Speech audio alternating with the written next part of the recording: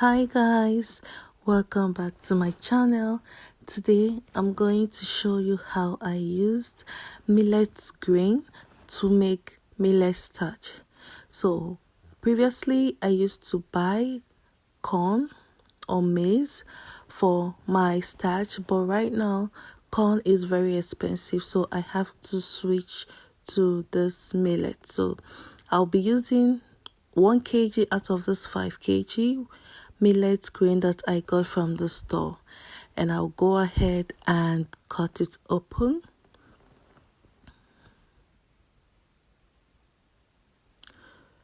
So please be mindful while you're cutting open, because this is very tiny, so you don't want it to scatter all over, so you have to be very careful while cutting the packet open. So I'm going to pour in 1 kg of this grain into the container. So I have my eye gauge because I've been using this to measure my 1 kg for some time, so I definitely know where it will stop. So this is me getting 1 kg out of the 5 kg. So I'll go ahead and seal up the remaining grain, keep it aside, and then start working with the 1 kg. For this 1 kg, I'll go ahead and wash it. Yes, so you can see the 1 kg of the grain. I'll go ahead and wash this and the tap. So I'll run the water over it and I'll give it a very thorough wash.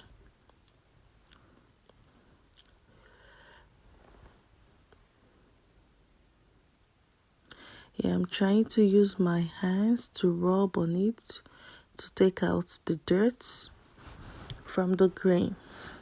So you have to wash this repeatedly. For each wash, you have to remove the water, you drain out the water and top up another water for another wash until you get a very clear looking grain.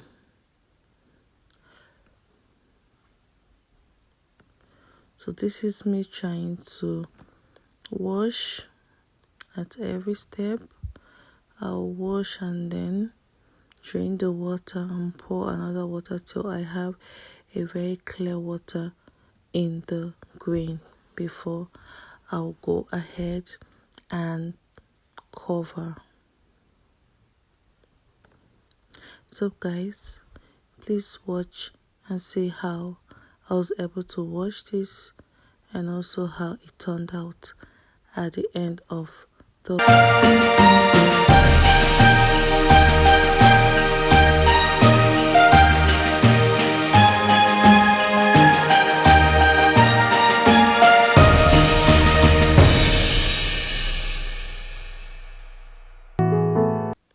So I'll go ahead and cover the container with the grain and let it soak and ferment for 24 hours.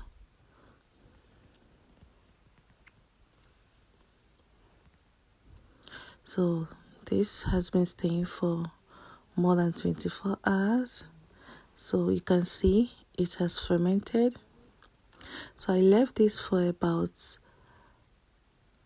30 hours roughly. So the grain has fermented and now I will need to wash it again. So I'll have to wash it thoroughly to remove all the foams that you can see on top of the grain. So I will get a clear water at the end of the washing. So keep watching to see how it turns out.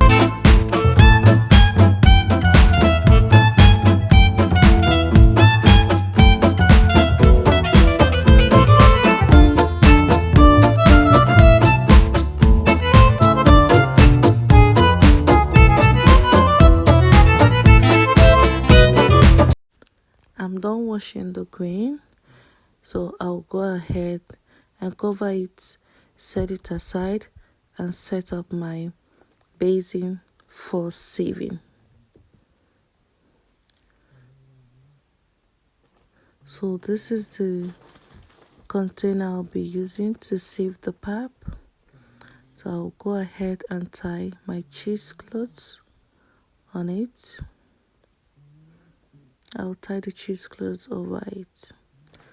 So you can use any container of your choice, but make sure that it is wide enough to help you sieve the grain after blending.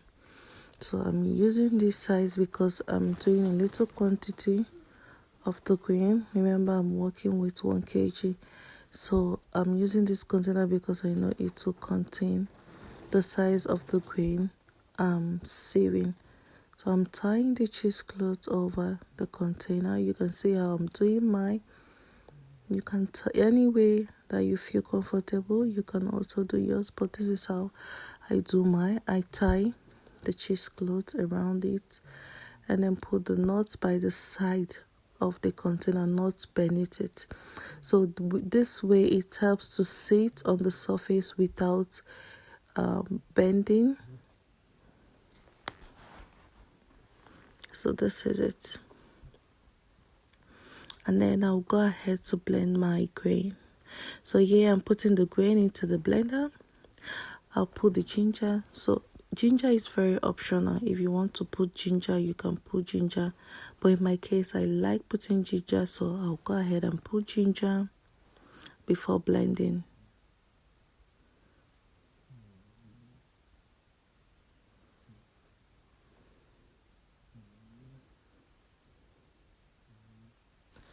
I'm done blending, so I'll go ahead and sieve. So this is the blended grain. I'll pour some into the container on top of the cheesecloth and start sieving.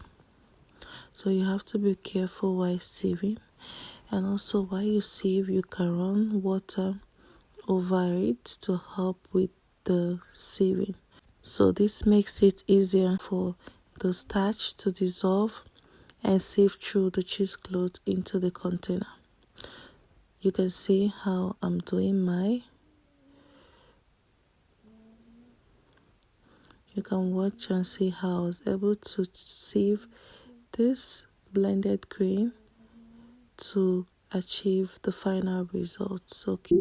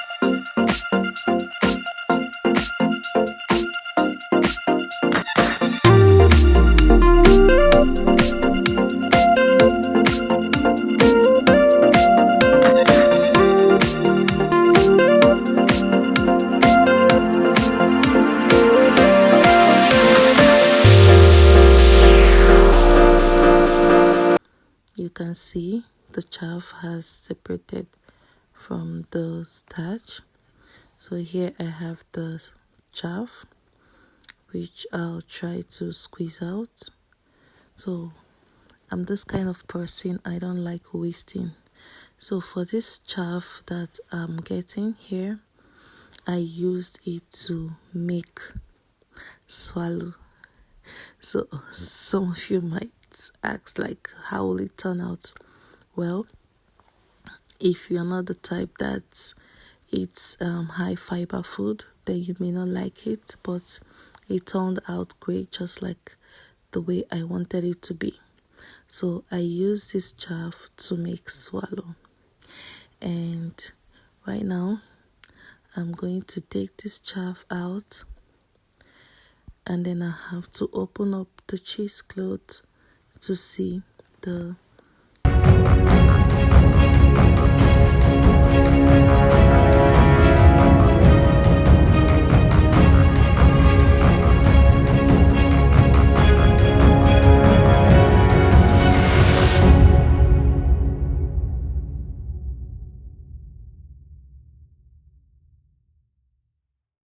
so the fun part of this is that I used to roll out the chaff into a ball. So this is what I do. Okay, guys.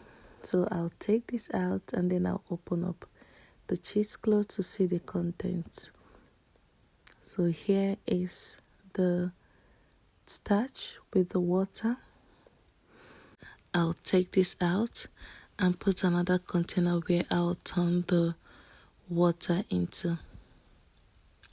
So I'll turn the water and the starch into this container. So the reason why I'm doing this is because I need to cover this to sit for some time.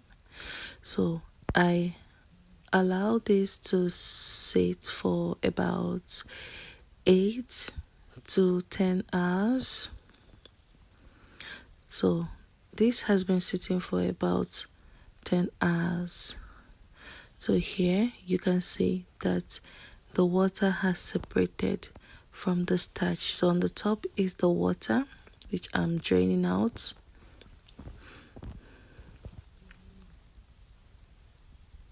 So you can see the starch under the container. So the essence of leaving this to stay for that longer time is for the water to separate fully from the starch. So after draining this, you can see the starch under. So this is the final result, the millet starch. So I'll go ahead and put this in a small container and store it in the fridge. So guys, this is how the starch is looking. So I'll turn this starch into another container and put it in the fridge. So this is the container where I've turned it. I'm going to cover and put in the fridge. I'm going to use small portion of this to make pap. So please, if you found this video useful, you can like, share, comment, and also subscribe. Thank you for watching. Bye.